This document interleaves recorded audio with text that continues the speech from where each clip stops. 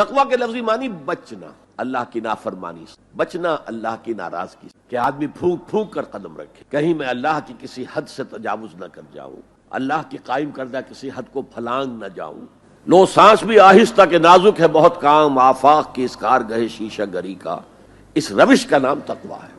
وَلَا تَمُوتُنَّ إِلَّا وَأَنْتُمْ مُسْلِمُونَ، اور دیکھنا موت نہ آنے پائے مگر فرمانبرداری کی حالت میں۔ یہاں پر بھی عام طور پر ترجمہ کر دیتے مسلم ہونے کی حالت میں۔ مسلم تو ہم گناہ کر رہے ہیں تب بھی مسلم ہے، گناہ سے پہلے بھی مسلم ہے، گناہ کی بعد بھی مسلم ہے، یہ نہیں ہے مطلب۔ فرمانبرداری مسلم کے اصل معنی کیا ہے؟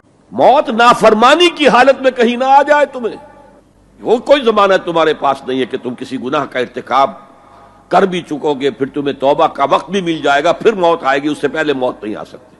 کیا معلوم عین اس گناہ کے ارتکاب کے دوران موت آ جائے۔ اچھا، اب اگر آپ نے طے کر لیا نہیں مروں گا مگر حالت فرمانبرداری میں، تو اس کی ایک ہی شکل ہے، کوئی لمحہ بھی نافرمانی میں بسر نہ ہو، مبادا اسی لمحے موت آ جائے۔